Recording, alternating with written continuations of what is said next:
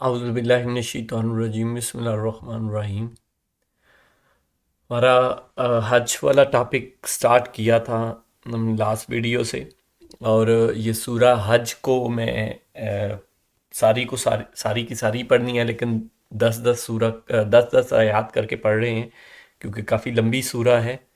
तो मतलब 78 शायद टोटल आयात हैं। तो इसको 10 10 करके पार्ट्स भी, ताकि हम एक प्रॉपर तरीके से अ, अल्लाह पाक कैसे बात को समझाते हैं या कैसे हमें कुरान पाक को समझना चाहिए, ये उसके लिए मैं इस पूरी आयत को पूरी सूरा को एक दफ़ा पढ़ना चाह रहा हूँ। और आपके साथ वो 10 आयात जो हैं 10 10 करके शेयर करता जाऊंगा। और उसको हम सिर्फ उसका मैं तर्जुमा ही पढ़ रहा हूँ, थोड़ी बहुत अगर कोई डिटेल हो तो मैं वो कर दूंगा, वरना ज़्यादातर हम तर्जुमा ही पढ़ेंगे इंशाल्लाह। अच्छा, आयत नंबर 11। बाद लोग ऐसे ही, और इसमें मैं तर्जुमा ही पढ़ूंगा, अरबी नहीं पढ़ूंगा वरना वो फिर वीडियो बहुत लंबी हो जाती है। कल वाली वीडियो भी 17 मिनट पे चली गई थी, लेकिन मैं कोशिश करूंगा 10 मिनट से कम ही रहे ये। आयत नंबर 11। बाद लोग ऐसे भी हैं कि एक किनारे पर होकर अल्लाह की इबादत करते हैं। अगर कोई नफ़ा मिल गया तो दिलचस्पी लेने लगते हैं, और अगर कोई आफत आ गई तो उसी वक्त मुंह फेर लेते हैं। इन्होंने दोनों जहां का नुकसान उठा लिया, वाकई ये खुला नुकसान है। तो यहाँ पे ये आप देख सकते हैं, मतलब खुद भी समझ आ ही जाती है कि यहाँ पे मुनाफिकीन की बात हो रही है, जो कि ना उस साइड के हैं ना उस साइड पे हैं। जो साइड थोड़ी सी बेहतर हुई या बेहतर नजर आई या जीत रही हुई, उस साइड पे हो गए। तो ये अगर पिछली मैं अगर आयत से इसको लिंक करूं, जो 10 नंबर आयत जो लास्ट वीडियो में हमने आखिरी आयत की थी, वो मैं क्विकली पढ़ देता हूँ। ये इन अमाल की वजह से जो तेरे हाथ ने आगे भेज रखे थे, यकीन मानो कि अल्लाह ताला अपने बंदों पर जुल्म नहीं करता। तो वो वाली वहां से बात अब ये अगली 11 नंबर आयत स्टार्ट हुई है कि मुनाफिकीन की, अब उनसे उनके आगे पहले तो उन काफरों की या मुनकरों की बात हो रही थी, अब यहां से मुनाफिकीन की बात स्टार्ट हो गई है। आयत नंबर 12। अल्लाह के सिवा उन्हें पुकारते हैं जो ना उन्हें नुकसान पहुंचा सकें न नफा। यही तो दूर दराज की गुमराही है। कि असल में गुमराही तो यह है कि अल्लाह के सिवा किसी और को पुकारना।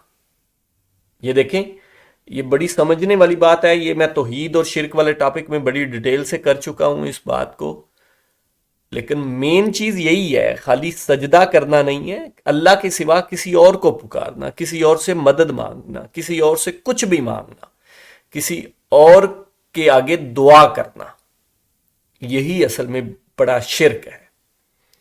और किसी और से मांगना, ये मैं बार बार बड़ी दफ़ा एक्सप्लेन कर चुका हूँ, खास करके तौहीद और शिरक वाले में तो बहुत डिटेल से किया है, उसके बाद भी करता रहा हूँ।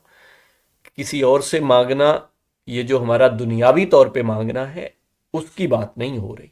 कि मीन्स हम दोस्त यार से कोई पैसे मांग लेते हैं या कोई मदद मांग लेते हैं, यार मैंने ये काम करना है तो तुम भी मेरी हेल्प करो उसमें, या कुछ ऐसा।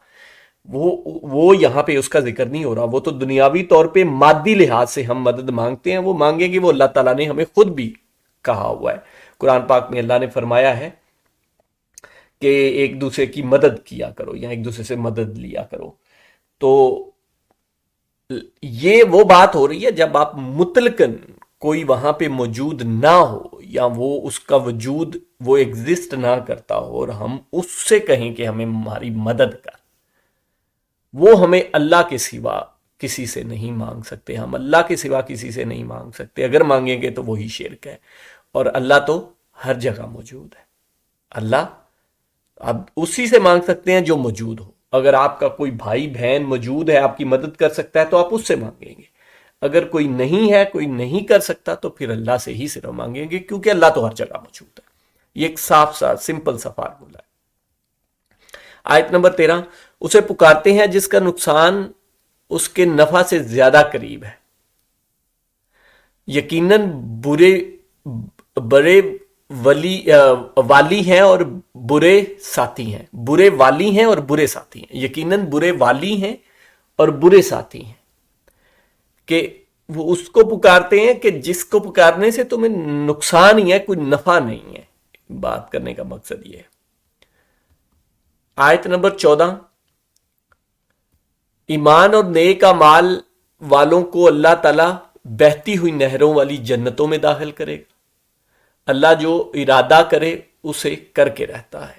تو اب آپ ذرا پورے موضوع کو اگر پہلی آیت سے لے کے میں سمری کرنا چاہوں تو یہاں تک کبھی 14 آیات تک اگر سمری اس کو لے کے پھر آگے ہم اگلی آیات 6 پڑھیں تو دیکھیں بات کہاں سے سٹارٹ ہوئی تھی کہ قیامت یقیناً آنے والی ہے.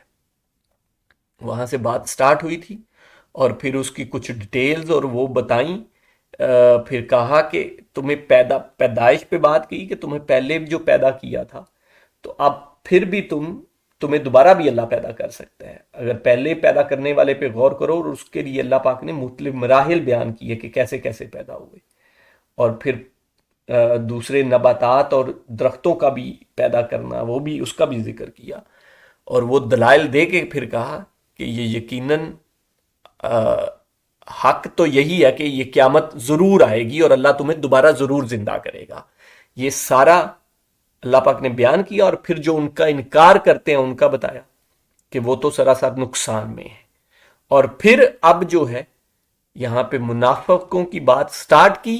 اور اب یہ جو 14 نمبر آیت ہم نے پڑھی ہے یہ ان لوگوں کے لیے کہ جو قیامت تو ضرور آنی ہے جن میں پھر جن لوگوں نے نیک اعمال کرنے ہیں. اب نیک لوگوں کی بات یہاں سے سٹارٹ ہوئی کہ جنہوں نے نیک اعمال کیے، ایمان اور نیک اعمال کرنے والوں کو اللہ تعالیٰ بہتی ہوئی، تو ان کو انعام کیا ہوگا؟ بہتی ہوئی نہریں والی جنتوں میں داخل کرے گا.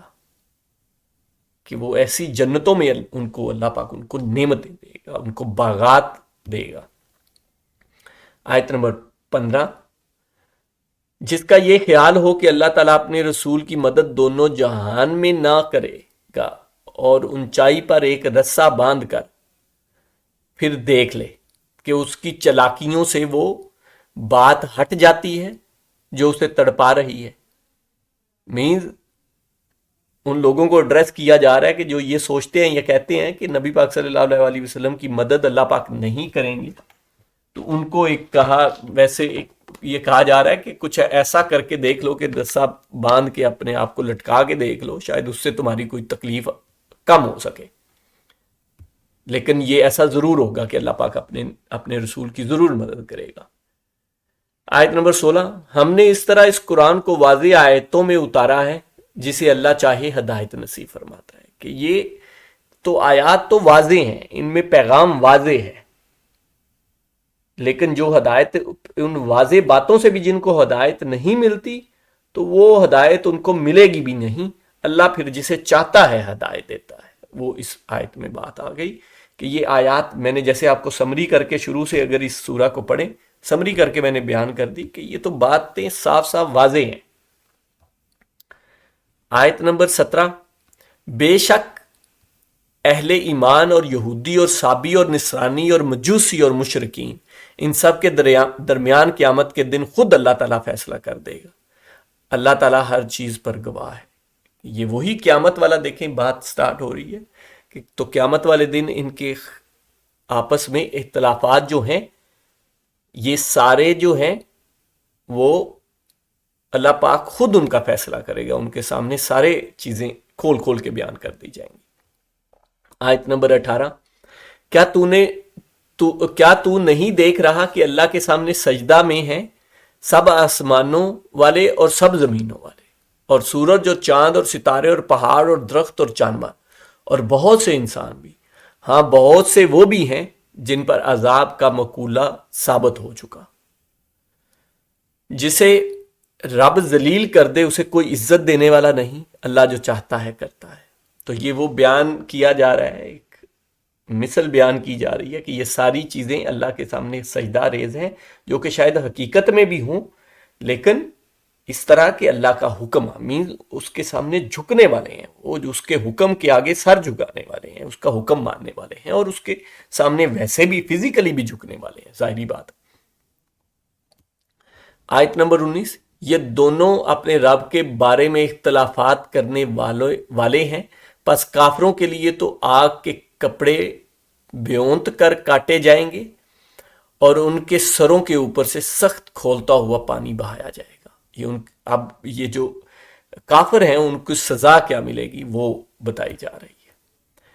آیت نمبر 20، جس سے ان کے پیٹ کی سب چیزیں اور کھالیں گلا دی جائیں گی۔ تو وہ ایسا سخت عذاب ہوگا کہ ان کو، اور پھر ان کو وہ دوبارہ یہ سارا کچھ دے دیا جائے گا، پھر ان کے ساتھ یہی سلوک کیا جائے گا تاکہ وہ عذاب، مسلسل عذاب کو چکتے رہیں۔